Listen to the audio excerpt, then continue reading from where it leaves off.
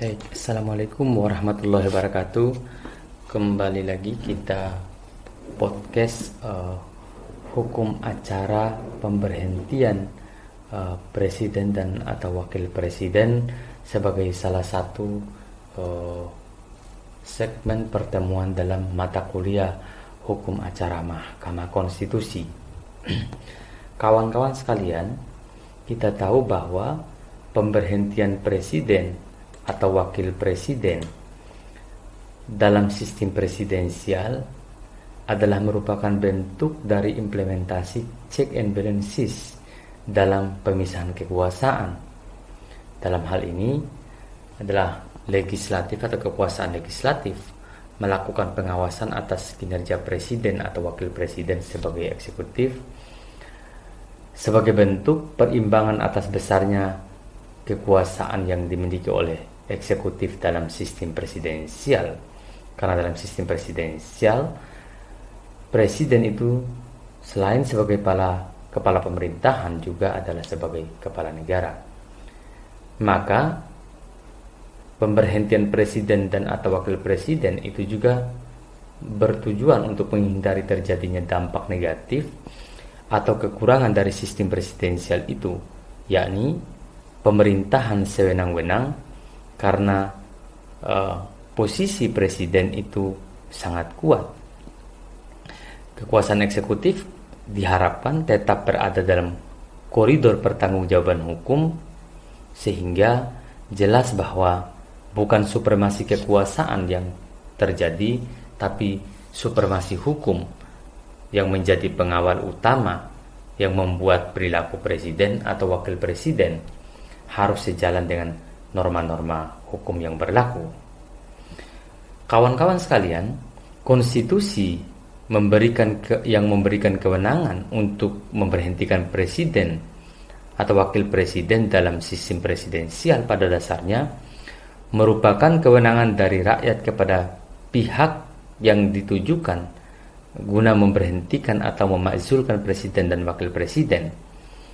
Ini terkait dengan legitimasi kekuasaan yang ada pada presiden atau wakil presiden yang bersumber dari rakyat, karena via pemilu langsung mereka atau rakyatlah yang memberi kekuasaan kepada presiden atau wakil presiden, dan karena itu rakyat juga bisa mengambil kembali kekuasaan itu dengan cara memberhentikan presiden dan wakil presiden dalam masa jabatannya.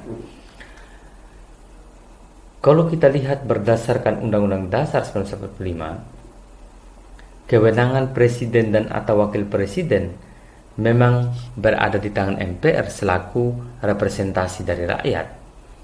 Akan tetapi kita tahu bahwa keanggotaan MPR itu terdiri dari anggota DPR dan anggota DPD. Anggota DPR itu kita tahu adalah perwakilan politik, mewakili partai, dan anggota DPD itu sebagai perwakilan daerah. Sehingga kalau dilihat dari komposisi juga, ketika DPR memulai perannya dalam upaya memberhentikan atau memakzulkan presiden atau wakil presiden, maka konstruksi Indonesia sebagai negara hukum yang menganut sistem presidensial itu akan terwujud menjadi baik dan kekuasaan presiden itu tidak bisa semena-mena. Kawan-kawan sekalian, kalau kita lihat komparasi misalnya seperti kasus Amerika, konstitusi Amerika, proses atau mekanisme pemberhentian presiden dalam masa jabatannya yang disebut dengan impeachment misalnya, disebutkan di artikel 2 itu misalnya presiden, wakil presiden dan semua pejabat sipil Amerika Serikat harus diberhentikan dari jabatannya karena pengkhianatan, suap atau kejahatan berat lainnya dan perbuatan tercela. Itu di artikel 2 section 4 Konstitusi Amerika. Nah, itu dapat dipahami bahwa impeachment di Amerika Serikat itu dapat terjadi atau menimpa kepada presiden, wakil presiden, atau pejabat sipil dengan alasan pengkhianatan, penyuapan, pelanggaran pidana, atau kejahatan berat lainnya. Ya, impeachment di Amerika Serikat ini merupakan pengawasan legislatif terhadap eksekutif yang bersifat luar biasa dan bersifat politik dengan sanksi berupa pemberhentian dari jabatan dan kemungkinan larangan untuk memegang satu jabatan.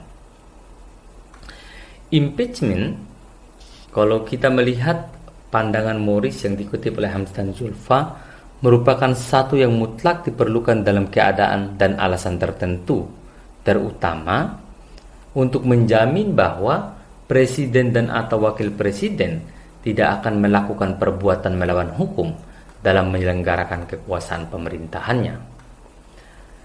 Ini menunjukkan bahwa misalnya apa yang ditunjukkan oleh Abdul Rashid soal pranata impeachment yang diterapkan Amerika itu diperoleh dengan mengadopsi praktik impeachment di Inggris yang dikenal sejak abad 14. Karena di Inggris pada masa pemerintahan Edward III pada tahun 1330 untuk pertama kalinya House of Commons itu bertindak sebagai grand jury melakukan impeachment terhadap Roger Mortimer dan lembaga yang memutus perkara itu adalah House of Lords.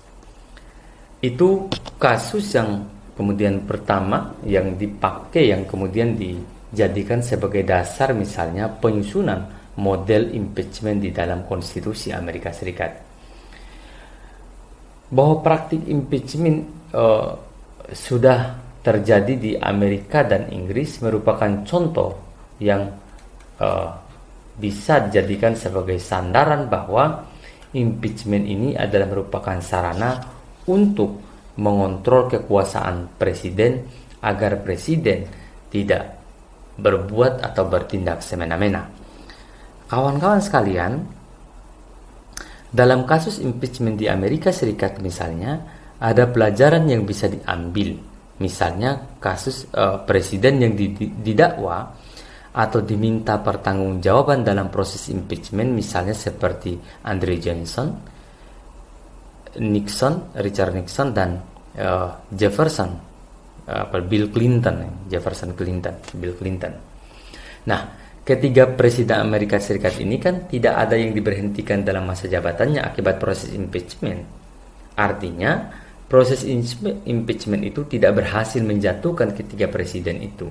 Misalnya Andrew Johnson yang didakwa atau diminta pertanggungjawaban dalam proses impeachment tahun 1868 oleh Kongres tidak berhasil diberhentikan dari jabatannya karena tidak cukup suara anggota Senat untuk memberhentikan dia.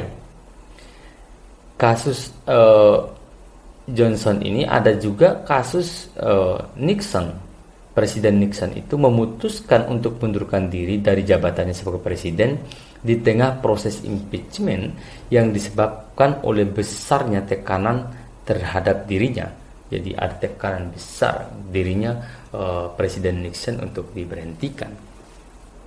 Kasus lain adalah kasus Bill Clinton yang diimpeach tahun 1999 tapi tidak dapat diberhentikan atau gagal dijatuhkan dari jabatannya. Meskipun dalam proses impeach, Clinton telah terbukti dan mengakui perbuatan tercelanya melakukan pelecehan seksual terhadap Monica Lewinsky. Itu terkenal sekali kasusnya. Hal ini karena voting di parlemen tidak menghendaki impeachment terhadapnya yang ditujukan dengan suara Senat yang tidak cukup untuk memberhentikan dia. Sehingga Senat kemudian menjatuhkan putusan bebas. Kawan-kawan sekalian, pemberhentian presiden dan atau wakil presiden dalam masa jabatannya berkaitan dengan sistem pemerintahan yang dianut oleh negara itu. Karena sistem pemerintahan ini berkaitan dengan cara atau mekanisme pemberhentian presiden dan wakil presiden. Nah, setelah perubahan Undang-Undang Dasar 1945, kita kemudian memperkuat model atau cara pemberhentian presiden dan wakil presiden itu di dalam konstitusi kita melalui mekanisme yang agak rumit, tetapi memberi kepastian hukum kepada presiden dan atau wakil presiden kapan mereka diimpeachment, dengan cara apa mereka diimpeachment. Tidak seperti sebelumnya bahwa pemberhentian presiden dan wakil presiden itu dapat dilakukan secara politik oleh parlemen. Like and dislike di parlemen bisa menjatuhkan dan bisa menyelamatkan presiden dan wakil presiden, karena model pemberhentian presiden dan wakil presiden dilakukan secara politik. Kasus Soekarno dan B.J. Habibie, kasus Soekarno dan Gus Dur adalah merupakan kasus di mana presiden itu di-impeachment atau diberhentikan di tengah jalan, dan itu dilakukan oleh parlemen, dan tidak ada mekanisme hukum yang bisa memberikan kewenangan pembuktian atas kesalahan atau pelanggaran Undang-Undang Dasar yang dilakukan oleh presiden dan wakil presiden. Kawan-kawan sekalian, ketentuan pemberhentian presiden dan wakil presiden dalam masa jabatannya yang merupakan hasil perubahan keempat Undang-Undang Dasar 1945 itu diatur di dalam pasal 7A, pasal 7B, juga pasal 24C ayat 2 Undang-Undang Dasar hasil amandemen. Pemberhentian itu diatur secara khusus untuk presiden dan wakil presiden dengan istilah dapat diberhentikan dalam masa jabatannya. Kawan-kawan sekalian, tentang pemberhentian presiden wakil presiden ini dalam perubahan Undang-Undang Dasar merupakan satu instrumen untuk menguatkan, sekali lagi, untuk menguatkan sistem presidensial.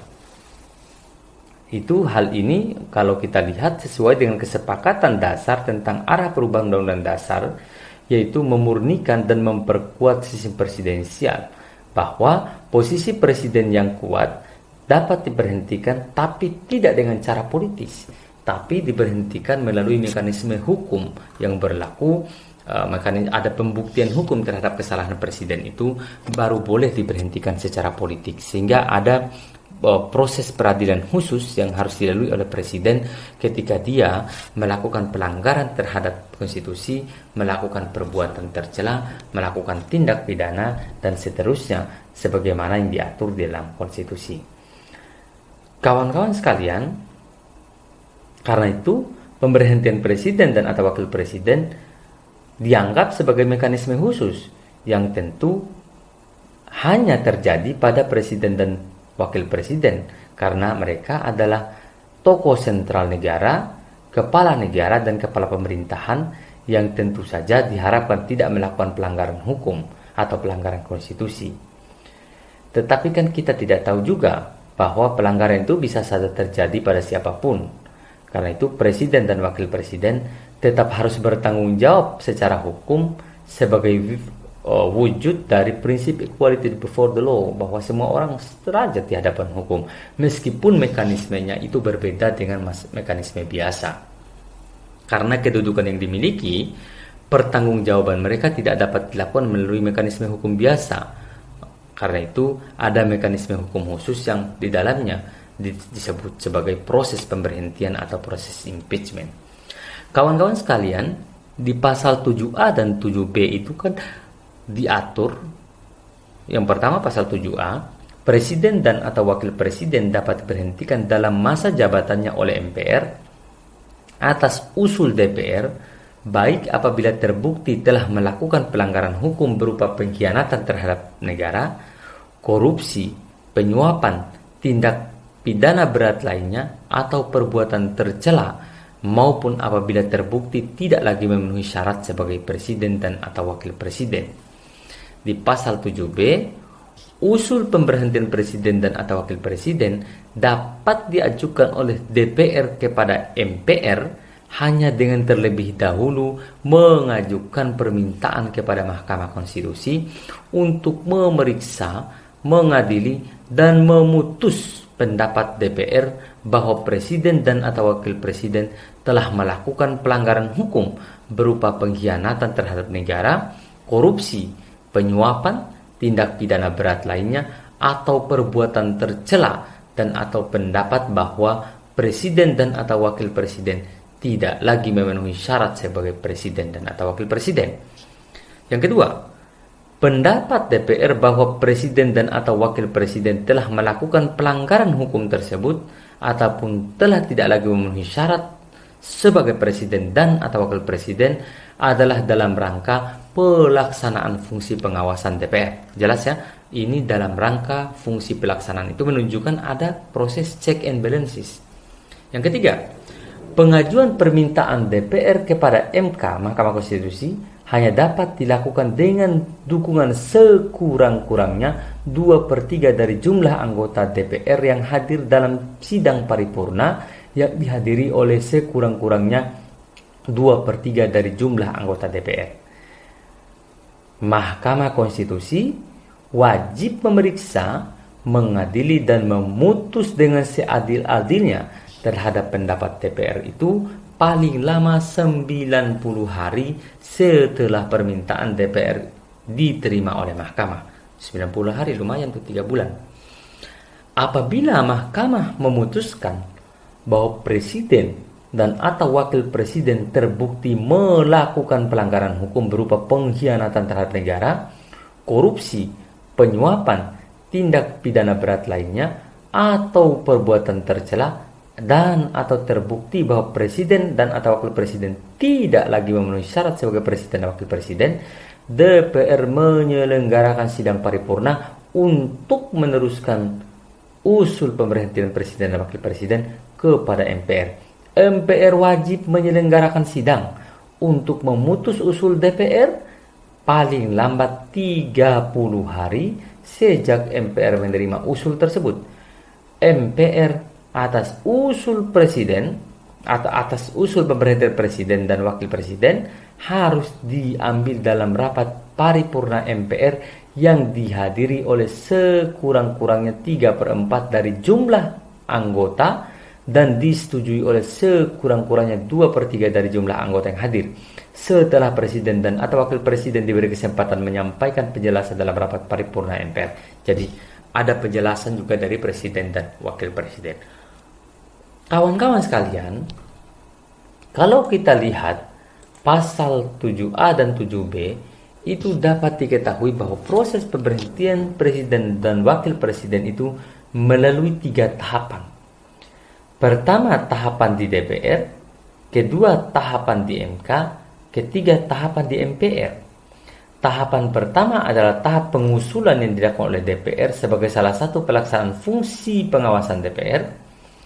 Apabila DPR dalam pelaksanaan fungsi pengawasan yang dimiliki berpendapat bahwa Presiden dan atau Wakil Presiden telah melakukan pelanggaran hukum berupa pengkhianatan terhadap negara, korupsi, penyuapan, tindak pidana berat lainnya, atau perbuatan tercela maupun terbukti tidak lagi memenuhi syarat sebagai Presiden atau Wakil Presiden, maka DPR dapat mengajukan usul pemberhentian pendapat tentang pelanggaran hukum atau kondisi Presiden atau tidak lagi memenuhi syarat itu harus diputus dalam sidang paripurna yang dihadiri oleh tadi sekurang-kurangnya 2/3 anggota DPR dan disetujui oleh 2/3 dari jumlah yang hadir. Nah, ini kan di tahap kedua. Di tahap kedua adalah tahap di MK. Apabila pendapat DPR tentang pelanggaran hukum tadi atau kondisi tidak memenuhi syarat tadi telah disetujui sesuai dengan persyaratan, DPR selanjutnya mengajukan pendapat tersebut kepada MK yang akan memeriksa dan mengadili dan memutus dengan seadil-adilnya dalam waktu 90 hari. MK dapat memutusnya, ya terbukti atau tidak putusannya. Kalau ternyata putusan MK bahwa DPR itu terbukti, pendapat DPR tadi terbukti, DPR menyelenggarakan lagi sidang paripurna untuk meneruskan usul pemberhentian Presiden itu atau Wakil Presiden itu kepada MPR. MPR wajib menyelenggarakan sidang untuk memutus usul DPR paling lambat 30 hari sejak MPR menerima usul. Jadi ini memang panjang. Pemberhentian itu kemudian diputuskan dalam rapat paripurna MPR yang dihadiri oleh sekurang-kurangnya 3/4 dari jumlah MPR dan pemberhentian harus disetujui oleh 2/3 dari jumlah yang hadir. Mekanismenya rumit, panjang, dan ini mekanisme sidang di MK juga ini sebagai semacam forum privilegiatum sih sebenarnya, forum khusus yang memang memeriksa. Nah, kalau kita lihat siapa para pihak, ya para pihak itu adalah para pemohon. Kalau sesuai pertama itu pemohon. Siapa pemohonnya? Kalau dilihat dari sini bahwa PMK misalnya, ketentuan PMK nomor 21 tahun 2009 itu bahwa pemberhentian presiden atau wakil presiden itu yang mengajukan pendapat atau usul pemberhentian adalah DPR. Maka yang bertindak sebagai pemohon dalam sidang di MK untuk memutus pendapat DPR tentang pelanggaran hukum presiden atau wakil presiden adalah DPR. Itu bisa dibaca misalnya di pasal 80 ayat 1 Undang-Undang MK. Lalu DPR dalam hal ini secara kelembagaan harus memenuhi syarat pengambilan keputusan dulu. Jadi sebagaimana ditentukan di undang-undang tadi. Nah, di ketentuan Undang-Undang Pasal 2 PMK Peraturan Mahkamah Konstitusi Nomor 21 Tahun 2009 itu menyatakan bahwa DPR diwakili oleh pimpinan DPR yang dapat menunjuk kuasa hukum. Dengan demikian, pimpinan DPR dapat bertindak sendiri ataupun dengan merujuk kuasa hukum. Jadi bisa kuasa hukum, bisa sendiri. Namun apabila DPR menunjuk kuasa hukum, dalam persidangan selanjutnya tetap ditentukan bahwa pimpinan DPR juga harus menghadiri sidang. Para pihak yang kedua adalah presiden dan atau wakil presiden sebagai termohon. Jadi, apa saja alasan pemohonnya? Kalau begitu, di pasal 7A jelas. Jadi, sesuai pasal 7A hanya terdapat dua kelompok alasan pemberhentian presiden dan wakil presiden yang dimohonkan kepada MK untuk diputus apakah terbukti atau tidak. Pertama, pelanggaran hukum. Yang kedua, tidak lagi memenuhi syarat sebagai presiden atau wakil presiden menurut Undang-Undang Dasar. Alasan pelanggaran hukum pun itu ditentukan secara limitatif, yaitu hanya pelanggaran hukum yang berupa pengkhianatan terhadap negara, korupsi, penyuapan, tindak pidana berat lainnya, atau perbuatan tercela. Jadi jelas. Nah, pengkhianatan terhadap negara adalah tindak pidana terhadap keamanan negara yang sebagian besar diatur dalam KUHP. Nah, jadi ini jelas ya. Kemudian selain di KUHP juga ada di Undang-Undang 27 tahun 2009, tahun 99 tentang kejahatan terhadap keamanan negara yang mengubah beberapa ketentuan di dalam KUHP. Di dalam KUHP, tindak pidana terhadap keamanan negara itu meliputi pengkhianatan yang bersifat internal maupun yang bersifat eksternal. Bisa dilihat di buku 2. Kejahatan itu meliputi makar terhadap kepala negara, makar untuk memasukkan Indonesia di bawah kekuasaan asing, makar menggulingkan pemerintahan, pemberontakan, pemufakatan jahat, atau mengadakan hubungan dengan negara asing bermusuhan dengan Indonesia, ada mengadakan hubungan dengan negara asing dengan tujuan agar negara asing membantu atau menggulingkan pemerintahan Indonesia, menyiarkan surat-surat rahasia, kejahatan mengenai bangunan pertahanan negara, merugikan negara dalam perundingan diplomatik, kejahatan yang biasa dilakukan oleh mata-mata musuh, menyembunyikan mata-mata musuh, menipu dalam hal menjual barang-barang keperluan tentara misalnya. Itu pidana. Kalau di ya banyak sih pengaturan-pengaturannya sebenarnya yang bisa dibaca.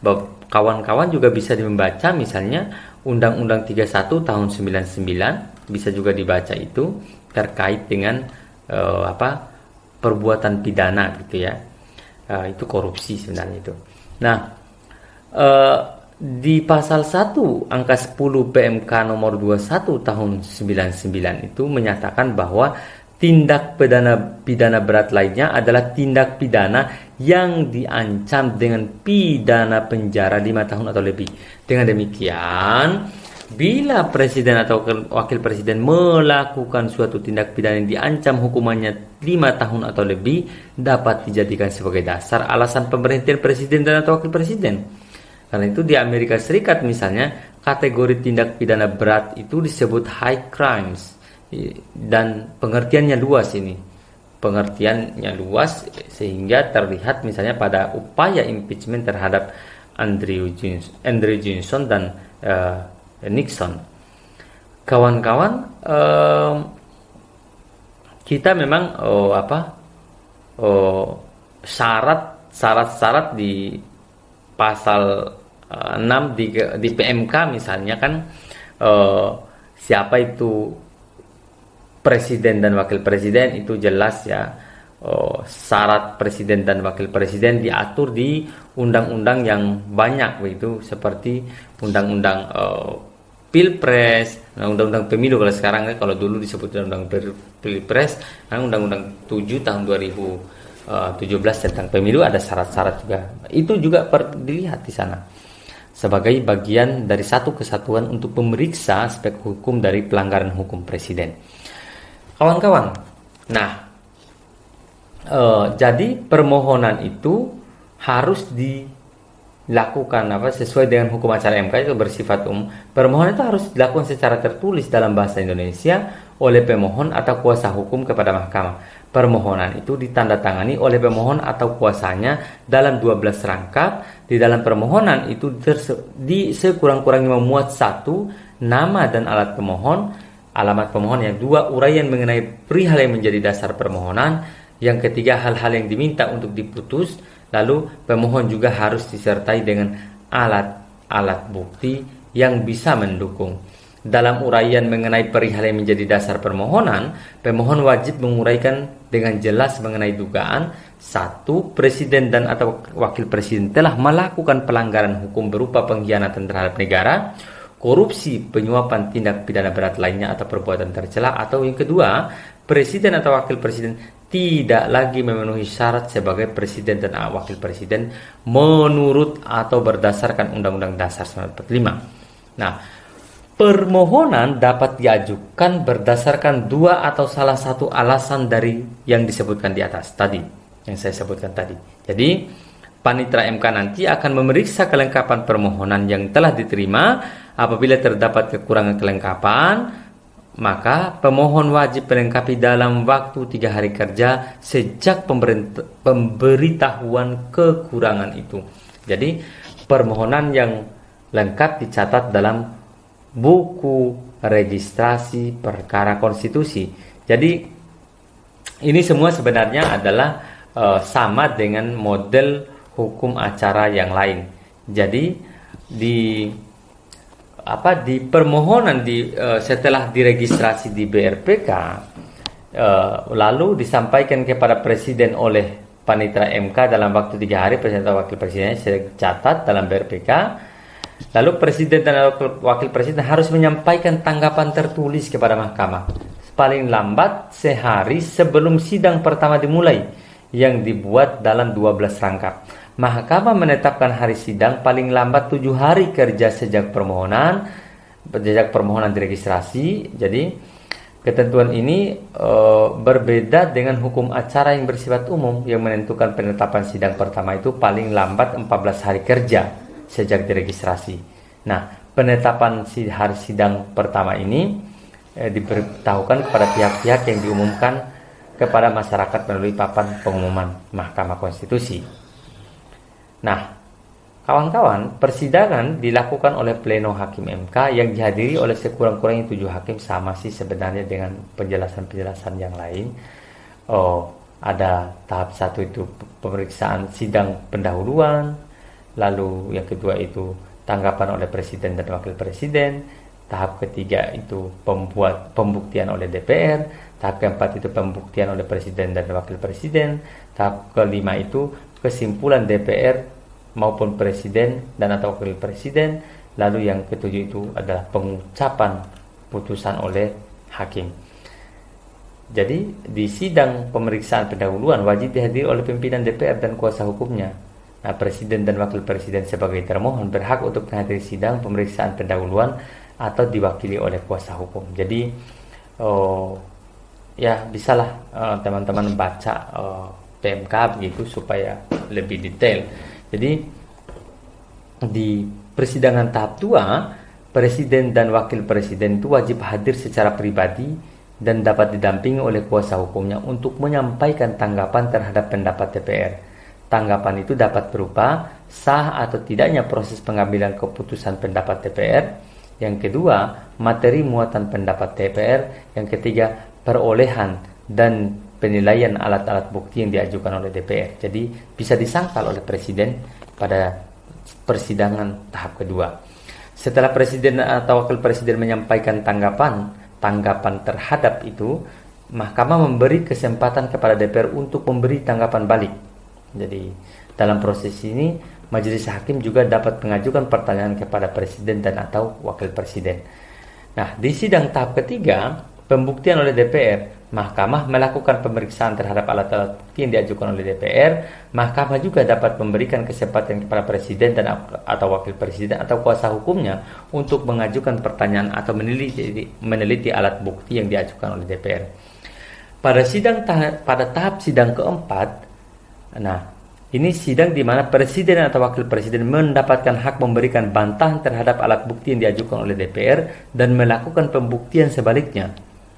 Dalam proses ini, Mahkamah memberi juga kesempatan kepada DPR untuk mengajukan pertanyaan, meminta penjelasan, dan meneliti alat bukti yang diajukan oleh Presiden atau Wakil Presiden. Dalam sidang pembuktian ini dipandang selesai, lalu ada sidang selanjutnya adalah di mana MK memberikan kesempatan baik kepada DPR maupun Presiden untuk menyampaikan kesimpulan akhir, dan kesimpulan akhir ini harus dibuat dalam waktu paling lama 14 hari kerja setelah sidang tahap 4 berakhir. Nah, kesimpulan akhir disampaikan secara lisan dan atau tertulis dalam sidang tahap kelima. Sidang terakhir adalah sidang pengucapan putusan. Putusan diambil melalui RPH dengan ketentuan seperti RPH pengambilan putusan pada perkara MK yang lain. Sama saja sebenarnya. Kawan-kawan sekalian, ini modelnya ya agak ribet, memang agak panjang urusannya. Kalau kemudian di putusannya MK nanti terhadap pendapat DPR mengenai dugaan pelanggaran hukum dan kondisi Presiden atau Wakil Presiden tidak memenuhi syarat, terdapat 3 kemungkinan putusan yang dapat dilakukan oleh MK. Yang pertama itu adalah apabila MK berpendapat permohonan tidak memenuhi syarat dari sisi pemohon dan permohonan, amar putusan menyatakan permohonan tidak dapat diterima.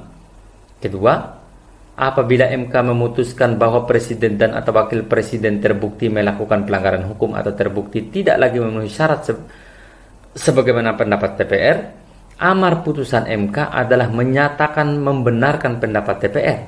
Yang ketiga, apabila MK memutus bahwa Presiden dan atau Wakil Presiden tidak terbukti melakukan pelanggaran hukum atau tidak terbukti tidak lagi memenuhi syarat seperti pendapatnya oleh DPR, amar putusan MK menyatakan permohonan ditolak. MK harus memutus perkara ini dalam waktu 90 hari sejak permohonan dicatat dalam BRPK. Putusan MK tentang perkara ini wajib disampaikan kepada DPR dan Presiden dan atau Wakil Presiden. Putusan MK bersifat final secara hukum dan mengikat bagi DPR selaku pihak yang mengajukan permohonan. Dengan demikian, DPR hanya dapat mengajukan usul pemberhentian Presiden dan atau Wakil Presiden apabila MK memutus menyatakan membenarkan pendapat DPR. Tetapi apabila MK memutus bahwa Presiden dan atau Wakil Presiden tidak terbukti seperti pendapat DPR, maka DPR tidak dapat mengajukan usul pemberhentian kepada MPR.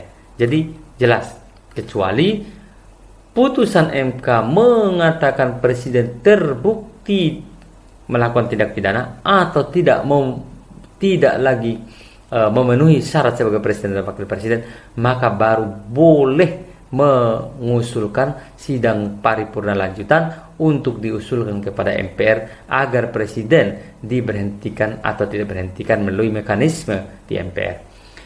Kawan-kawan sekalian, mungkin ini yang bisa saya sampaikan untuk materi hukum acara pemberhentian Presiden dan Wakil Presiden sebagai bagian dari mata kuliah hukum acara Mahkamah Konstitusi.